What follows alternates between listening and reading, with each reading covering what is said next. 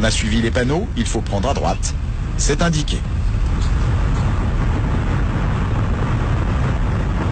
Voilà le terminal pétrolier de Djeno. C'est ici que transite le pétrole, extrait par Elf, pour son compte et celui du pays. Les puits sont en mer. Au bout d'un chemin, il n'y a rien à voir, si ce n'est quelques tuyaux qui s'enfoncent dans l'océan, derrière une grille. Problème, à partir de cette grille, fini le Congo, tout est contrôlé par Elf, dans le plus grand secret. C'est ce qu'affirme l'ancien président de la République, Pascal Lissouba. Selon lui, le Congo ne savait même pas combien de pétrole était extrait de son sous-sol. Nous ne savions rien de ce qui se passe et nous n'avons même pas la quantité du pétrole qui sortait de notre pays. Nous ne la connaissions pas. Vous voulez dire que les autorités congolaises ne la connaissaient pas. Ne connaissaient pas la quantité de pétrole extraite de leur sol? Par quel moyen? Pour le savoir, il aurait fallu que les Congolais puissent se rendre ici, sur cette bouée qu'on devine plus qu'on ne la voit. Loin des regards, c'est là que les pétroliers viennent charger le pétrole. Seulement voilà, les navires sont Elf, les employés sont Elf, les chiffres sont donnés par Elf, et les autorités du Congo assurent qu'elles n'ont pas les moyens d'aller vérifier. Gilbert Songuissa a dirigé pendant plusieurs années les services de contrôle pour le ministère des Pétroles. Selon lui, c'était mission impossible, ou presque. Pour aller contrôler, naturellement, il faut faire appel aux moyens des compagnies pétrolières. C'est-à-dire que vous-même, est-ce que vous aviez vos propres bateaux, vos propres hélicoptères pour pouvoir aller sur les plateformes? Non, pas du tout. Vous aviez combien de bateaux? Je vous ai dit pas du tout, donc 0 bateau. Même pas une pirogue. Au large de ces plages, des quantités de pétrole importantes auraient ainsi été acheminées sans que les officiels congolais n'en soient mis au courant. Parfois même, des navires entiers. Et un pétrolier de 100 000 tonnes, cela représente près de 100 millions de francs qui échappent aux caisses du pays. On appelle ça une cargaison fantôme.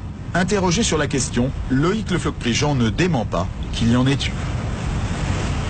Il y a des cargaisons qui sont produites et qui n'ont jamais été officiellement. Voilà. Alors c'est des choses qui sont arrivées, bien sûr, dans le passé, quand les dispositifs de comptage n'étaient pas aussi précis que maintenant. Alors on peut estimer qu'aujourd'hui, les dispositifs de comptage sont précis, du moins dans certains pays. Alors si je prends l'exemple quand même concret des pays africains, et notamment dans les années 70, 80, 90, est-ce que les systèmes de comptage étaient précis? Les systèmes de comptage étaient imprécis. Ces manipulations, les cadres congolais du pétrole s'en doutaient, mais impossible alors pour eux de poser trop de questions à Elf. Dans sa maison de Brazzaville, nous avons rencontré Saturnin Okabé. Il a été plusieurs fois en prison pour ses idées politiques et a été écarté de la gestion du pays depuis plusieurs années. Mais dans les années 80, il a été un des grands patrons des pétroles congolais. Selon lui, il n'était pas facile de contester ouvertement l'honnêteté d'Elf et des autres compagnies pétrolières. C'était toujours dangereux de vouloir donner l'impression qu'on n'a pas confiance à tel ou tel opérateur économique. Ça, je dois aussi vous le dire. C'était dangereux. Dangereux pour la personne qui était là. Parce que c'est quand même l'affaire pétrolière, et il faut le dire, est quand même une affaire de gros sous. Pour avoir mis son nez dans cette affaire de gros sous, il raconte avoir été tout simplement viré de son poste, un des plus importants du pays, en 1991, du jour au lendemain. C'est quelqu'un qui m'est très confiant, qui m'a dit, écoute, demain matin ne viens pas au bureau. Ah bon? Mais demain matin, je ne suis pas parti au bureau, mes portes étaient fermées, clouées. Mais selon plusieurs responsables congolais, Elf aurait fait plus que cacher des quantités de pétrole. Jusqu'au milieu des années 90, la compagnie aurait menti au pays sur la vraie valeur de ces barils de brut. Pendant longtemps, on nous a fait croire que notre brut n'était pas d'une bonne qualité. Tous les pétroles produits à travers le monde ne sont pas de la même qualité, donc de la même valeur. Pour le pétrole produit au large du Congo, comme c'est Elf qui le commercialisait sur le marché mondial, ces calculs se faisaient dans les locaux de la compagnie, à Paris. Des calculs très défavorables aux Africains, qui permettaient à Elf d'acheter le pétrole brut moins cher, après ce qu'on appelle une décote. Près des Champs-Élysées, nous avons retrouvé Mungungan Gila, ministre des Finances congolais en exil. Lorsqu'il est arrivé au pouvoir en 1993, il a été un des premiers à dénoncer cette décote. Quand nous sommes arrivés, la décote était extrêmement lourde. Elle était Combien? 5 $ à peu près. En tout cas, régulièrement. 5 $ sur quoi? Par baril. Alors le pétrole congolais valait-il vraiment 3, 4, 5 $ de moins par baril que le prix mondial, comme Elf le payait à l'État congolais de l'époque? Mungangila est persuadé que non. Quand les Congolais s'en sont sérieusement préoccupés, Elf a été obligé de remonter ce prix, comme d'un coup de baguette magique. Est-ce qu'à votre connaissance, ça correspondait au prix réel auquel il était vendu in fine sur le marché? Je vous dis que non, puisque nous avons pu ramener la décote de 5 $ à 1,5 $. Ça veut dire que quelque part, il y avait 3,5 $ qui se baladaient.